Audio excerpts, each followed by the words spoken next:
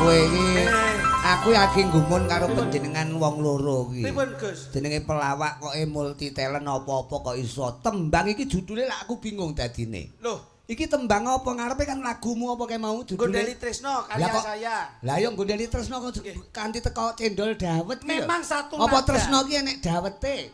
Mboten, cinta itu adalah satu nada koyok dene ora kok sego tok sing campur. Heeh. Ning lagu niku nggih wonten campuranipun. Aku ki nggumun lho, apik lho iki mu kok sambung menyambung menjadi lagu iki mu apik. Loh, pripun to? Bareng entek-entekane iki kok terus Cahayu Cahayu entenono apa ki mau? amplopku. Berarti Tresno kuwi kena dituku. Mboten, tegese kula Lah ngopo kok amplop? Kula niku menunjukkan bekerja malam hari ini nafkah saya untuk istri saya. Loh, sing Cahayu ki istrine sapa?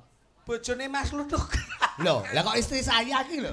Loh, nggih jenenge nek sing nembang kula lak nggih bojo kula to, Mas. Wong ngono. Nggih. Bojone dhewe-dhewe. Nek ra ngono apa bojone kancane apa? Mas aku Kok iso? apik lho, tapi ya aja amplop lah, paling ora ya antenono. Oh ya tak gantine nek no. Nah, sing ora amplop. Dadi ketoke Tresno ki ora dituku ngono. Tresno ki sing asale saka Ganten-ganten. telo ngono lho. Heeh. Cah ayu.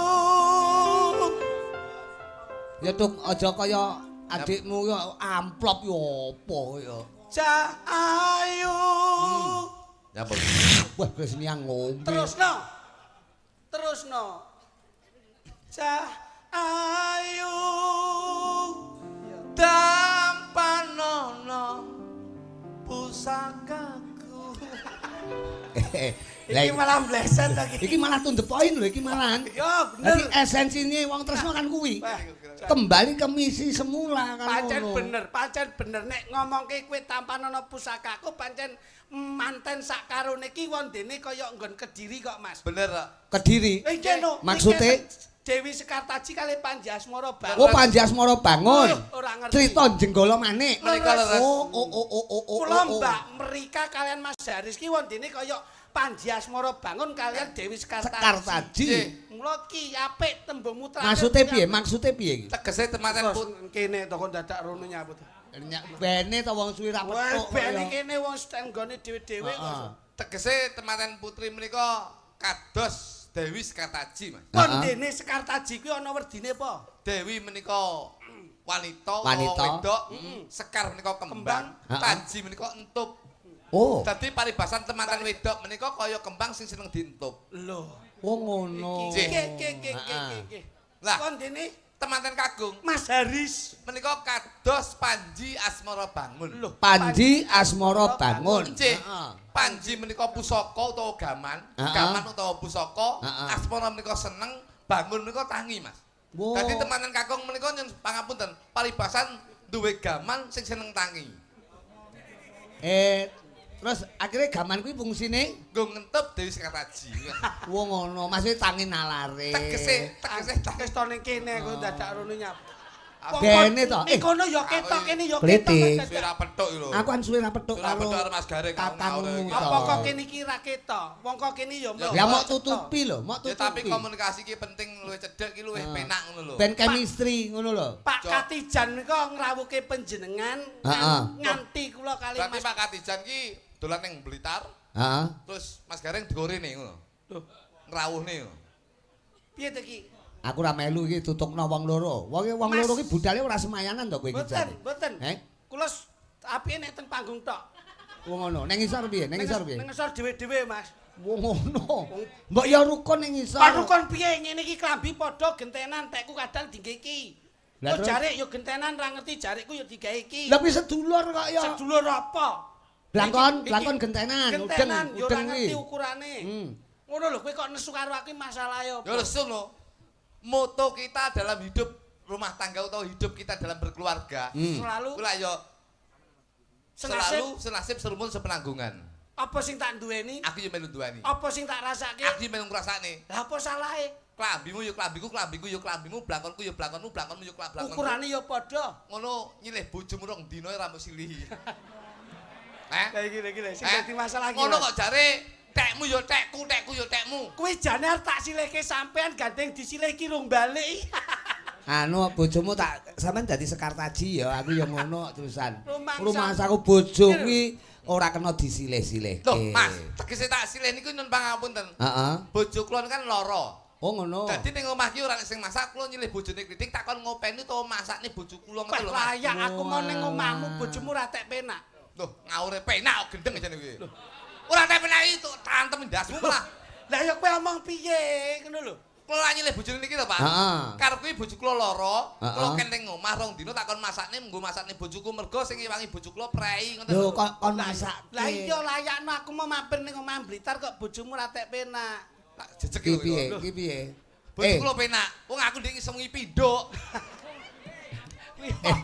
Maksudmu ki piye? Ora penak wis mbok rasane. Wah Ora berarti penak kowe ya, kowe prinsipmu pas Wis ora nek rasane. Indo. Kaya Tembung arep ki dicernasik. penak ki apa? Sampeyan lak ngomong nek lara to, mergo aku rono bojomu ra tek penak ki awake. Paling ora diperiksake nek Wis. secara medis, secara ilmu Jawa kedokteran dikeroki. Ndek ngi tak keroki malah metu nomere. Sik ta. Bojomu iki kodhok apa piye kaya?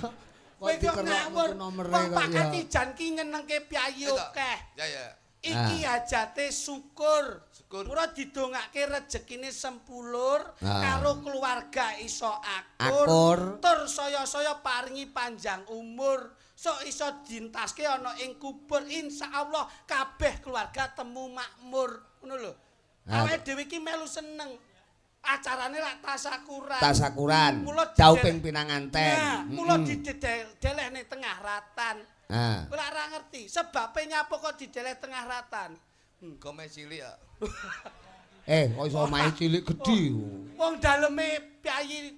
Mergo dekek ning rumah ratan, tengah ratan mergo ora enek halaman. Nah. Ngono lho. Mula aja disawang kuwi ora duwe halaman. Sing penting niat saka pangeran kuwi wis dicatet. Nah, Ngono lho. ngono lho. Apa iki? Lho. Wis dicatet ngamal jariah iki Jane Pak dicatet. Katijan. Heeh. Ayo, Karo Bu. Bu sapa Bu Katijan? Lho. Asmane Bu kowe murung petuk ta? Aku dadan ning mburi ya, Pak. Lah waya dandan ki ning ngarepe penonton. Liwati wong akeh mesakne ndelok engko tak liwati malah marung. Sing kakung asmane Pak Katijan, Sing sing putri Bu Markati. Nah. Markati menika Tik. Tik Bu Markati. Ah. Menika ya jos. Jose pripun? Gelem dadi bojone Pak Katijan. Piye Tuh, to kowe iki kok iso? Kowe kok tak kwetak rumah Iki aku. ki acarane Nggih, mantenan. muga-muga Mantenan. Manten. Muga-muga Bu Markati kalih Pak Katijan dadi temanten sing sakinah mawaddah. Cangkeme, cangkeme. Kowe iki jane ra maca undangan po. Nyapa lho jane? Kowe iki salah tampa. Ingkang sampun dipun lenggahaken wonten ing damparing keprabon Ah. tumuju wonten ing samudraning bebrayan temanten Ah. kakung ingkang paring kasebat Mas Aris temanten putri ingkang dipun sebat Mbak Rika. Iki salah kowe. Mulane aku mau nyapa Rene kok to kok tok dadak runun neh. Ayo bene to kaya. Aja omongan karo aku penak. tak betok ndasmu.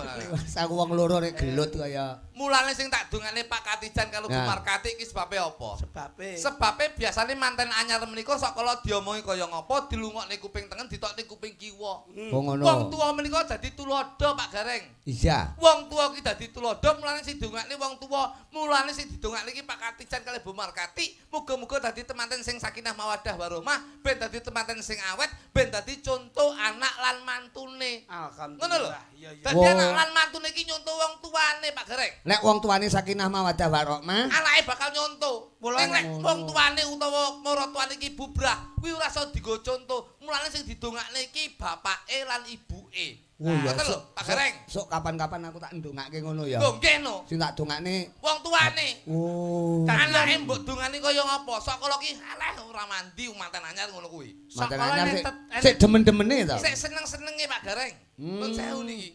Wong ki lek sik seneng-senenge diomongi kaya ngapa ora dirungokne. Lho, Ha iki lho. Ngono lho. mula Pak Katijan kalih Bu Bu Markati. Didongane muga-muga Pak Katijan karo Bu Markati dadi temanten sing awet paribasan kaya mimi lan mie goreng. Lho, kaya mintuno. Kowe anggere Kowe- jebles condongmu. Kowe iki dirungokne tenanan terus jebles Usia iki kaya. pernikahan itu Pesta. bisa diperingati. Pesta. Nek Bu Markati kali Pak Katijan insya Allah dalam membina rumah tangga Ah. dengan usia 25 tahun. Kuwi kawin perak. Nah, Ngono lho.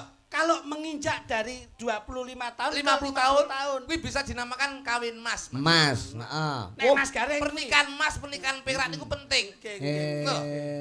Jenengan kalih garwane. Wis ping 75 tahun. lah Apa menika kuwi?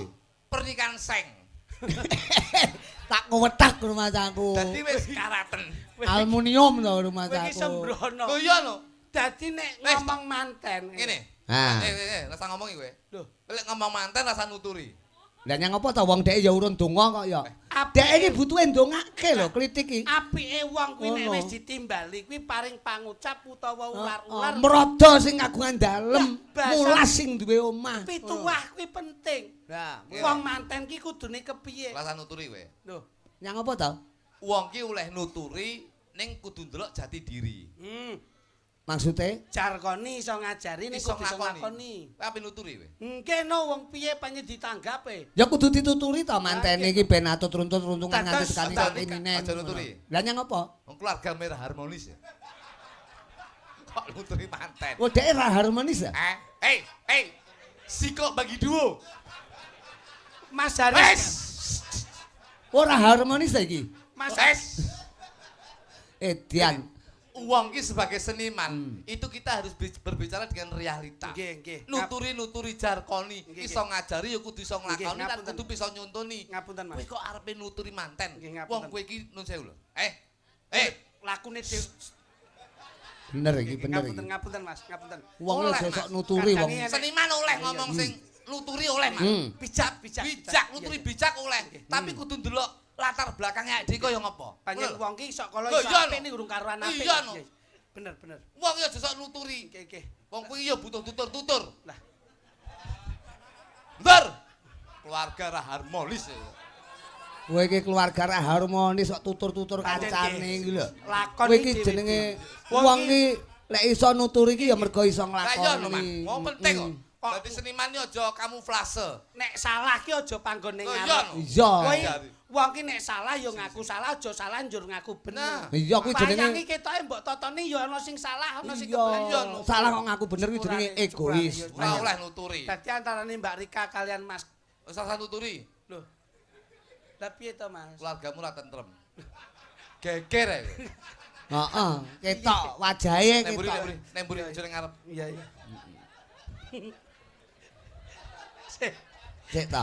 Kowe ngomong sakmono mbane kok terus ning mburi nyapa? Akhir-akhir iki aku geger kok. Kowe iki kowe kok iso geger ki lho wong. Geger. Kowe iki ora mungkin geger karo bojomu. Ya apa, Pak? Lah bojone bisu kok. Loh, Apa? kayak ora bisu kayak lambene tak alteko. Walah, badanku lek ngelokne piye wong bisu kok ya. Kene tak omahi tenanan. Ha. Pak Katijan kalian Bu Markati. Kuwi wis ana tetembungan sing endah. Nuturi neh iki lho, nuturi neh lho Dek. Dadi Tuk model mau ngenyek to Tuk kowe iki. Apa tuh iki? seia sekata. Iya, yo. Aku omong ki paling tidak stop. kamu memperhatikan. Loh, yuk tak. Apa yang saya sampaikan itu apa? Iya, iya, Makna intisari ki kepiye? Iya, sudah. Aja njur nyawang tok terus ngino ngono kuwi. Sing ngino sapa aku ning buri Rapik. ngino nyapa. Sedulur-sedulur ning perlu kasih support ngono lho. Paling ndak ki melu mikir aku ki piye. Unturannya apa-apa dikukur. Mikir kowe, mikir bojo kowe bingung kok.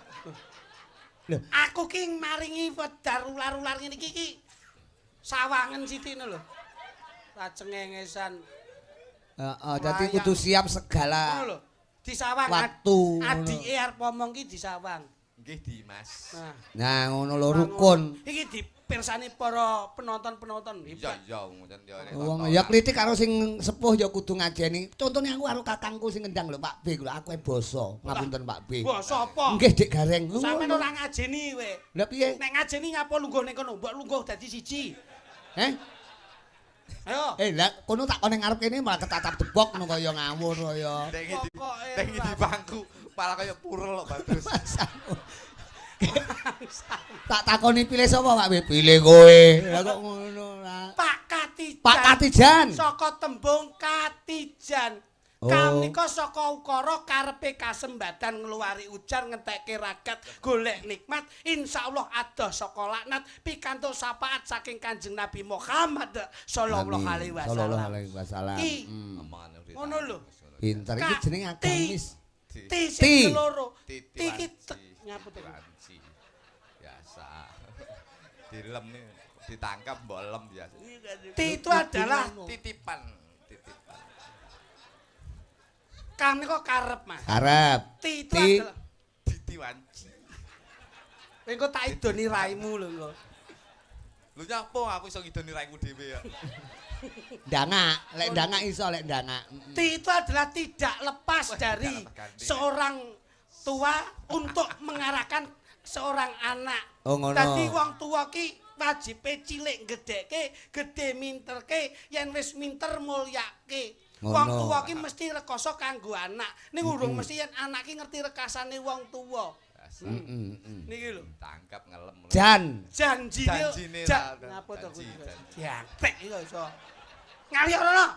Mengganggu konsentrasi. Tuk nyisiarene, Duk. Iki adikmu iki wae nang kesempatan to. Kowe iki padha-padha golek pasarane adikmu ki ya kaya upama jan ngono ya aja omong jan. Aku payu ya melu payu. Nah ngono. Aku laris sampean ya melu laris lho. Nah ngono. Dadak. Wong klitiki beneh ora ngejak sapa-sapa sing dijak ya kakange. Ya ngono to. Iya lho sing iso diapusi mek aku tok. Aku dibayar pira-pira manut lho.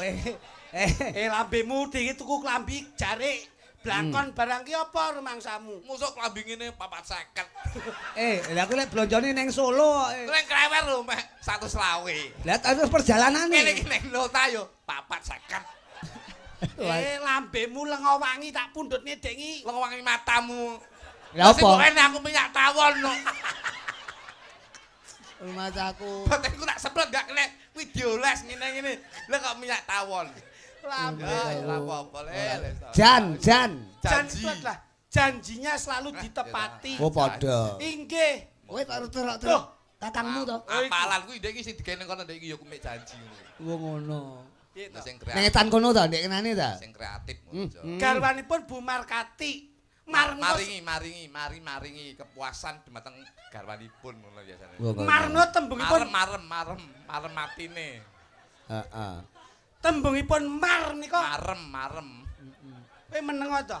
Aku tak omong. Ora lho kowe wong loro kok dibedhek kene kok kenek to. Kowe golek dalan liyane. Kula duwe, Pak. Lek kene ngulon kowe ngetano. Mari. Alah. Mari ki lara apa piye?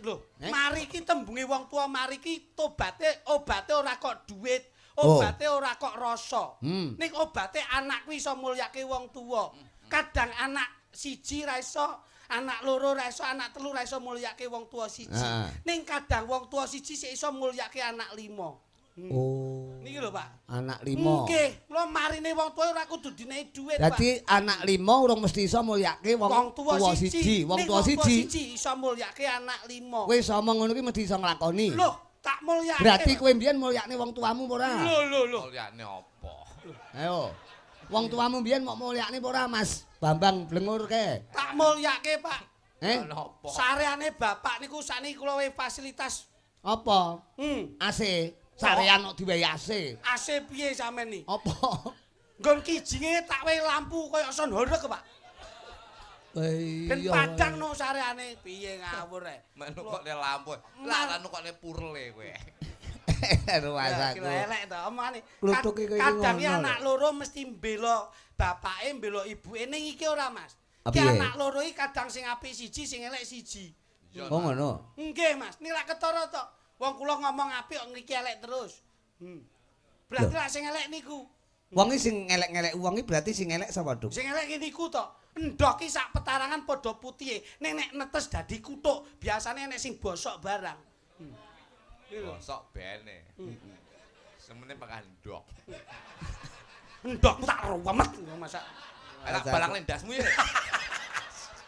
Walah, kowe iki ada-ada kok Ponorogo ning kene kok malah balang-balangan ndok. Ndok butuh balang lendi.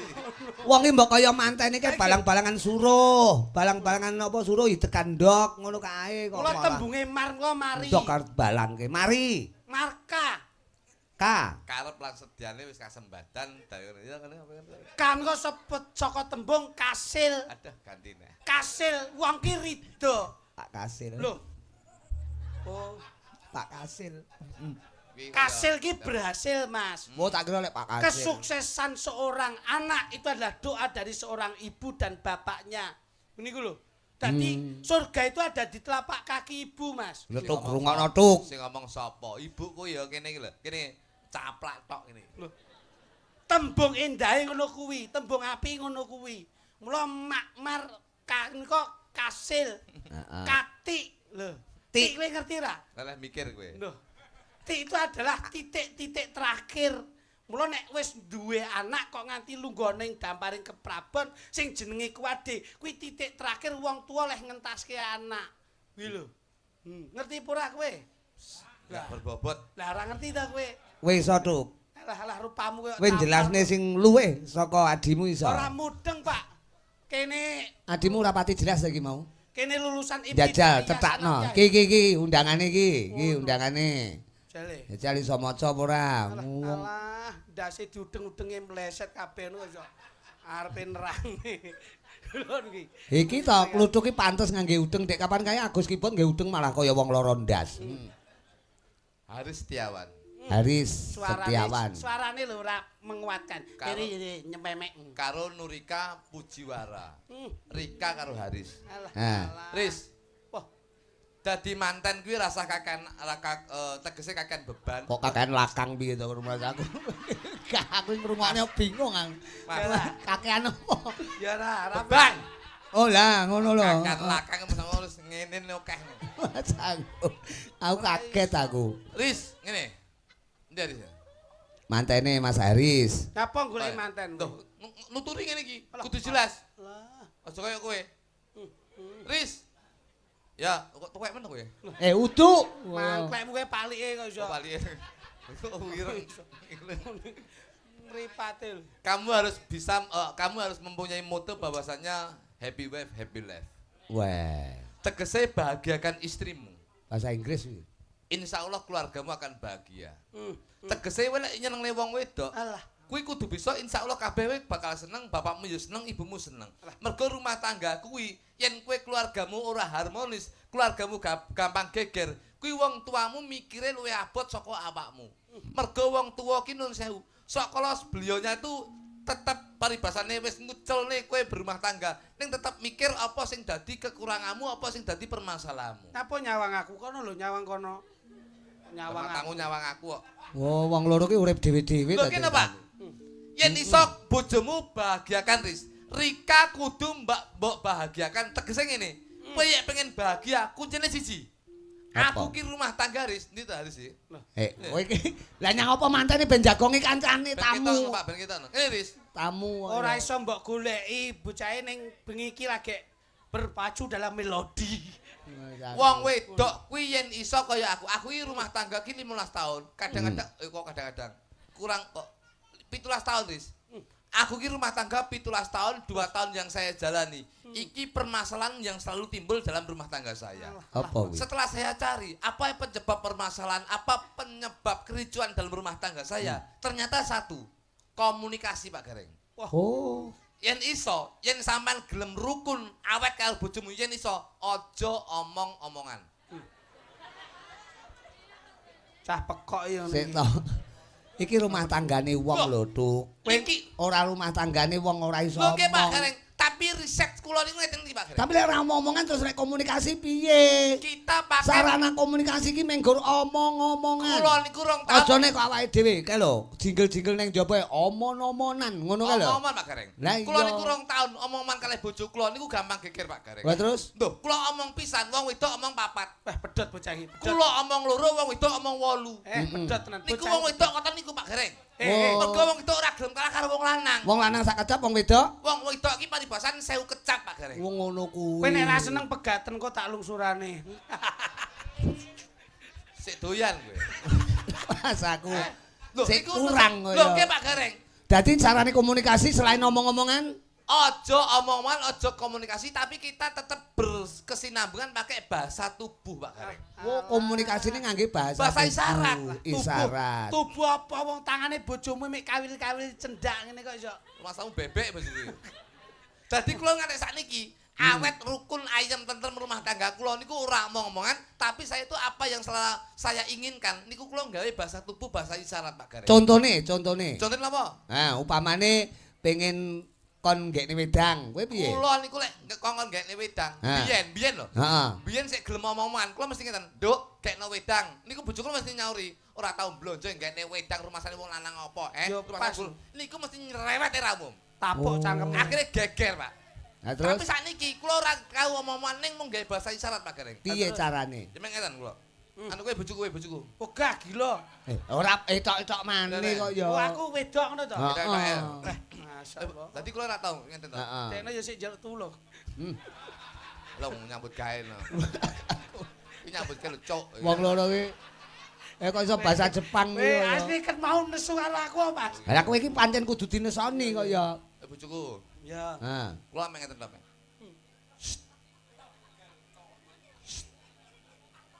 Terus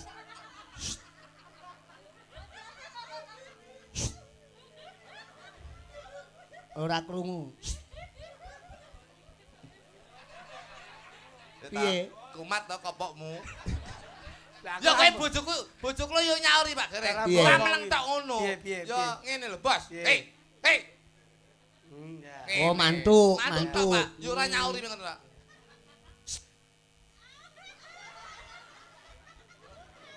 Cek ta bojomu wong apa mentok to, Tuk?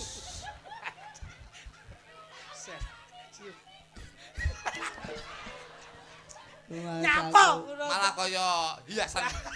Jare mbok kon ngene. Ya mek ngene. Oh lah iya. Pisan wis. to. Nggih, nggih. Contone nyun apa? Nggih. Ngombe. Wedang. Nggih, nggih. Ngombe. Kula mek. Nah, Lah iki piye? Iki maksudnya piye? kula mek ngeten tok nggih. Bojoku langsung serudul ning Tandan gawe. langsung mbul ning pawon, nggodhog banyu, umup, sret, Nek wis baru mop grujuk ning ndasmu. Yo dikene wedang. ra roh, Mas. Cekne wedang, Pak. Pomo kon jimukne mangan. Lho kula nggih ngeten. Ngeten. Wong ngene iki mangan. Mangan. Nggih ngeten iki. Terus iku langsung ngepot. Langsung ngono kuwi. Langsung ngepot ngeten iki. Pomo kowe arep adus kon jimukne anduk. Lah kula mek Niku napa, Mas? ngelu ndase. Ora maksude. Anduk lho. Oh iya. Oh. Terus kowe piye? Kowe piye? Ane ping Langsung serindi juga anduk, Pak. nggih, nggih. Ane Nggih. pas malam Jumat. Upamane bengi. Nggih. Bengi pas pinuju kowe kesel, leren pengen cara anune bulan madu karo bojomu. Piye? Bulan cara Oh seneng berarti bulan terus di Andon Asmara. Wis ngono. bulan terus dicuti madune. Ora, bulane iki bojomu sapa jenenge kok madu? Bojomu madu ye. Kok rumah saku bulan di madu iki. Maksude wong pengen andon asmara, olah kridane priya lan wanodya. Hubungan biologis. Nah, ngono lho. Oh iya. Kene iki lek ku ngelus tenanan kowe iki malah Haris karo Rika. Lek ngombe. piye kuwi? Ngombe ya. Heeh. Ngene, Pak. Mangan? Ya. Ngene. Heeh, lha kuwi. Kalau Nggih. pengen bercinta. Heeh. Bercinta. Lek adus ngene, Pak. Heeh, bercumbu. Lek pengen mobil aku pengen tak kunci. Oh, lah iya. Heeh. Sunah Rasul. Lek pengen jalur jungkas ngene, suri. Heeh. Nek kepengin kumpul lho. Lek adus ngene, Pak. Adus, lek mangan. Ngene. Iya. Oh ngono. Awakmu karo bojomu gancet. Tik kowe. Angel iramu. Lah kuwi tak elus kok Gak ya. limur terus e. Rumah Saya ndak tak amani kowe karo bojomu gancet. Adu dengkul. Ya piye kuwi? Kodene piye? Ayo. Engko ben dipraktekne karo mantene. Ayo ngene. Ki conto. Ah, ngene. Set ngene.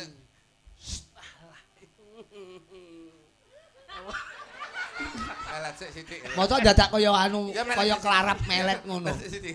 Ngene sik. Ngene ta. Oh ngono. Terus akhirnya dia nyawang aku stret. Loh, kuwi apa kuwi? Kuwi kok nyapa kuwi? Nyepot katok. Tak bleset ki bleset. Kok ngene kok apa? Mas aku lha sapa ngerti kenek anu sikile apa jenenge likaten apa ngerti kok ya. Mosok Iki ngene. ngawur. Ora cetok. Sing apik, Nggih, Pak. muga-muga. Ya. Pokoke ndongakne Sing baku muga-muga. didongake Nah, mirang ngantene ya wong bagus. Mantene muga-muga Mas awet. Haris, Pak heeh. Jan karo Butik muga-muga ya tetep Sehat. sehat. Terus Mm-mm. penonton sakmene mbane muga-muga ya tetep kabeh doke bilane cedhake rezekine. Tak Amin. dudui tata cara ben kabeh kuwi iso sinau. Kan ya. Ini Apa sampean kuwi? kok kono. Hmm. Mbak izin ngambil panjenengan ngancani Mas kula. Ingkang pundi? Ingkang pundi? Mbak Kris. Mbak Kris. Oh, kene Kris, sikile digawa, sikile digawa. Kris ngriki. Omong-omongan lho, aja nggae kode lho ya. Eh, Omong-omongan. ngambil nggih Nah, pun. Ejal ngene ya Kris. Ngene. Ngeten. nah. Kaya kluthuk mau njejal. Ngeten. Wong ngono. Iki apa iki? Mbak Kris niku. Dik, Anu, iki. Loro ta putumu? setunggal mawon pundi? Meme, Kene, sing kene, gedhi dhuwure padha. Kene, Nah. kene, Nah. Lagi Rendra nyapa mau kene kene iki. Sik nyilih dulu sik. Alhamdulillah nemu Ono keris. gandeng. Loh. Sitok wis dijaluk wong iki. Lho Mas aku Kowe ilang neh. ora cetha. Urung lunas iki. Nggih. Lah tak contoni. Sing Heeh. aku sing putri kono, sing putri. Wong ngono. Ini Nduk. Dadi apa iki? Bojomu. Bojomu. Piye to Duk, kowe kok tilang-tilung kaya entung ki? Aku bapakmu iki ibumu. Enek sing cilik-cilik. Ayo kuwi dinikmati to. Kuwi lah ya proliman bunggumul to kuwi. Ngono kene, lenggah kene to. Iki jodoh ki tan kena kinaya ngapa jatah ki ngono. Dadi ngene iki ben sok kena kanggo contoh anakmu. Kono kok kono. Kok ndok mundur. Liyane iki. Wis todok mundur. Nah, Nyang apa ta wong Kris ya halus lho kaya. manuta. Kuwi duwe pabrik gedhe lho. Apa? Cik Yen. Apa Cik Yen? Bakpo. Wah, wah. Rada mundur to, Le. Rada mundur. Wah. Nah, Bodine. nah wis gandeng bojone. Sampe ning kene ya, Nduk. Rada ana. Iki dadi sapa? Bojoku no. Wong ngono, kowe yo dheke milih. Oh piye saiki wenang milih kok. Masa aku mbok pilih iki. Wis to nikmatono. Ngono ya iso ngentut lho ngawur rek. Oh, klitik ki Lah ngawur. kowe nek ayu gak iso ngentut mriksane ngawur rek. Ndek iki lembu itu. Mbok yo sing rukun to karo sing wedok ki. Gampang lapuki. Ora apa-apa kuwi wong wedok latah ki ngono Lah kok. sik cilik penak antut. Iki Pak. Aku. Rah rikata wau. Ngentutipun Wah iki manten to? Nggih no. Anu ngangge ganjur ora? Mboten. Oh enggak. Sampun kabedol pinanganten kekalih saking wonten Kapi Dalem Agung Bapa Rudi ing samangke jengkaripun pinanganten kekalih kapapak ungelipun lagu PP apa Kowe engko kayak Willy. kowe engko tak kapapak Kotak. ungelipun kodhok ngorek.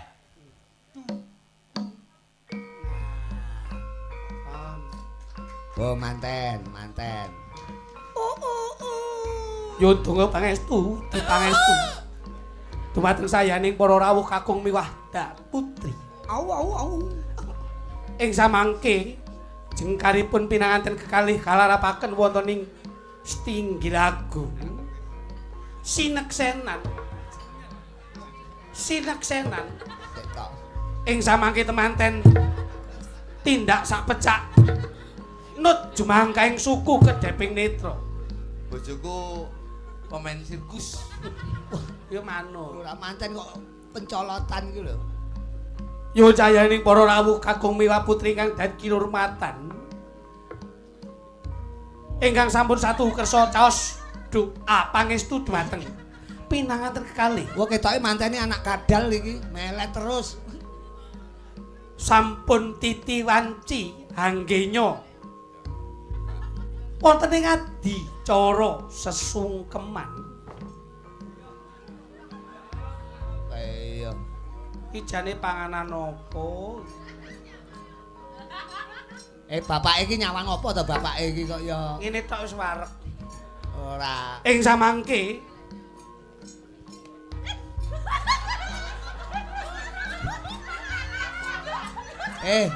Kowe iki njawe lho ya pas kicomania lho iki. Aja samar ndoke butuh pecah angel. Kene lho. Kene ting tung ting. Alon Kang trimo. ing samangke adicara sesungkeman badhe kawiwitan. Temanten putri nyuwun idi kepangestu dumateng Kanjeng Rama. tuwin Kanjeng Ibu. Sulistyo Warni temanten putri anggen nyuwun dipangestu temanten Kanjeng. Mantu kurang ajar nyewowok lambene mara tuwa. Sampun kawiwitan.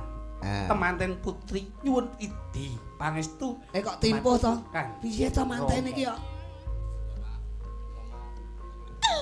Rama. Rada adoh, Nduk. Sik. Nek nangis kono aja mangku rene. Hah? Aja mangku nek mikir engko nek miku susah lho. Konslet ngono. Ketatap nona. Kaduan. Rene lho. Oh Krisnia iki ya nglawat bakat nglawak. Nyawang bapak. Bakat nglawak kareku ngono lho kok nglawak bakat. Rama.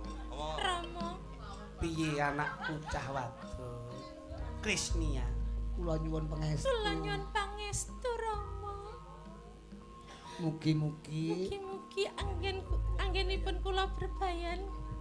berbayan Berbayar menika kaya pulsa. Rumah saku. Berbayan Bebrayan. saged adat runtut selaminya. Iya nduk ndak pangestoni muga-muga dungane Rama Ranana liya mung siji bisa tumekaning pati kakilanini Kang Jinangkung ya bocah iki. Injih Rama. Ing samangke sampun paripurna anggenipun temanten putri. Iya batu. Nyuwun dipangestu dumateng Kanjeng Rama. Kaya bejo. Anu to. Tumapake ngadicara temanten kakus nyuwun Temanten jumbleng. Kakung. Temanten kakung nyuwun dipangestu dumateng Kanjeng Ibu. Ibu, Apa nggih? Oh ibuke halus. Lho. Oh tak juwotos ndasmu. Nah, wis duwe dhewe kok. karo ibuke dhewe lho. Lah ibu yo gak pareng. Ibu ki titiane bapak. Masaku. Wis nek ngono wae, ora cedak-cedak. Kono lho. Ora mantene lanang malah kaya kanguru ngono disawange. Asine mbiyen sing tak seri ibuke iki dudu iki asine mbiyen. Lah nyapa kenek anake? Lah sing mendem iki yo. Masaku kok. Ayo, Bu. Bu, Apa le? nyun donga pangestu muga-muga anggen kula bebrayan kalih Krisnia menika muga-muga ndang pegatan ya, Bu. Piye to kowe iki? Harmonis. Harnomis. Atut runtut. Atut runtut reruntungan dadi keluarga sing harnomis. Iya. Harmonis. Harmonis. Iya le. Dongane ibu. Muga-muga wala-wala kuat to ya le. Kok wala-wala kuat to iki? Mergo lek ngopeni wong wedok niku dadi pasupen rumah tangga. Dadi presiden. Presiden kok marsuben. Presiden kok marsuben piye kok. Oh, sik to. Ora anake lanang kok kudu nyosor to kowe iki. Wah, dibisiki presiden kok masuk band. Masaku. Presiden Lah nyapa ora blue band pisan. Nah, kuwi sungkeman lanang karo wedok dioper, oper ora iki? Ing samangke Awal Pak Gareng. Lukas gumantos temanten putri wonten sakandhapipun Kanjeng Ibu. Lajeng temanten kakung wonten sakandhapipun Kanjeng Rama. Yo. Budi. Iki sing lanang awake kuru sing wedok lemu ngene. Goncengan montor ora njum. Ing samangke dumapake ngadicara nyuwun dipangestu badhe kawiwitan wondene temanten putri disiki. Anggenipun nyuwun dipangestu dumateng Kanjeng Ibu. Ya unta. Ibu. Dongakno anakmu. Wah, anakmu to iki. Muga-muga anggenipun bebrayan. Aku ndang sugih ya ibu. Yen ora sugih, bojoku tak lebone. Pesugihan ibu. Lah kuwi jenenge wanita kreatif. Keluarga munyuk. Iya tak pengestoni nduk. Ing samangke kono sing sopan. Ing samangke ungalipun kodhong ora hangiringi anggenyo temanten kakung nyuwun dipangestu dumateng Kanjeng Rama. Pangucap lan pangandikannya kang dadi landhesing ati. Nangis yo Le. Iki nggon tiba titiwanci nggonmu nemu kabagyan. Boleh ngoboten kian. Anakmu nangis. Kowe nangis bapak nelongso Le. Cilik tak gedheke. Kowe gedhe tak pinterke. Yo kene kowe seneng nggonmu mama. Aja nganti walehmu mama. Aku sing Mas aku. Pisan sekali. Bapak. Bapak.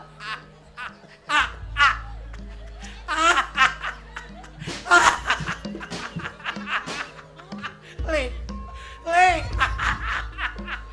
Colno Le. Bapak trauma Le. Nyang apa to disungkemi kok? Sungkeme piye? Lah iki kok lak wajahe malih lho iku. Pak malih piye? Lah maune api iso mluncung ngono. Terus Mas aku. sing apik Le, ora ngono Pak. kuwi dalem Le. Sepisan kula kondo, Pak. Pesing nek jel. Sik. Iki Urung, kowe urung njaluk donga kok iso. Pusing iramu. Njaluk donga sik. Ora sawi kowe. iki lho, lemu dadi manten acara iki ngantek Sik kapan? urung. Sikilku wis ngene terus iki lho. Iki nek tak kenekne jomplang iki. Kula nyun donga, muga-muga Mosok sayan rewang gene manten sak uwen-uwen. Aduh ngakne ya Le. Lah, awet ya, Pak. Muga-muga awet lehmu omah. Aja mbok gawe lara ya Le. Nggih, Pak. Yen kowe lara. Yen kowe lara. Aku yo lara. Anakku sing bagus. Bapak tresnane. Kowe tak tresnani. Aja ngarani bojomu Le. Tresnani. Kati-kati. Ati mbok sia-sia. Ora ngene.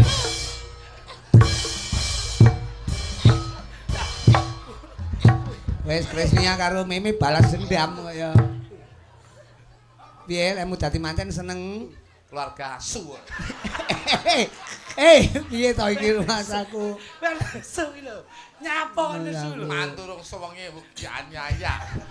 Lah kowe salah dhewe pegel karo. Mosok dadi manten pisane korban ndas ya. Mesakne lho rumah tangga. Iki ngene, Cak Bagus. Ngene piye? Lho piye ya ngene ae awake dhewe. Mosok arep ngono ya. Pesing karo nek. Lah ora apa-apa, ngono ki langka lho. Adimu beneh karo panjenengan iki. Menika pundutan dari tuan rumah Pak Katijan ngersake tembang sing enek hubungane karo manten. Oh nggih, manten-manten. Nggih menika podang kuning. Oh. Podang kuning. Oh ya manuk kok kuwi. Lah iya enek hubungane ning kembar mayang lek enek manuk-manukane to. Lah iya. Mbok karo anak ki nembang podang kuning. Dik benakno udenge kakangmu peh rumah Sing apik aku. ngene. Ado-ado kok anu kaya udengane iki sing aja kaya lele ngono kuwi. Seniman ora tertib blas. Ora udengan iki mbok ya. Mbiyen ning siswa budaya kaya wis diwarahi to udengan iki. Piye ta? Engko suwi tenan lho. Tak privat iki. Jale balenono jale. Nggih, ya. Baleni dipirsani budayawan sae-sae to. Saiki Dewan Seni rawuh lho, Dewan Seni Kediri Pak Sokip. Ngono lho. Pak Sokip medali. Iki malah Dewan Kesenian iki anggota DPR Sapa? Warana Dik, Warana. Gawakno, Nduk. Maju. Ketiketan. Ketoke klithiki dendam karo kakange. Ketoke kuwi arep ngepek bojone kakangmu ketoke lek caramu kaya ngono kuwi. Nah. Wapi malah pantes sampean. Nah, Ada kawanan lu. Kok malah ngono. Kowe lek lampir ngene. Udeng-udengan malah kaya culidin iki ya. Lagune anu apa jenenge? Kodang kuning. Digawe rada anu ya, grengseng ya.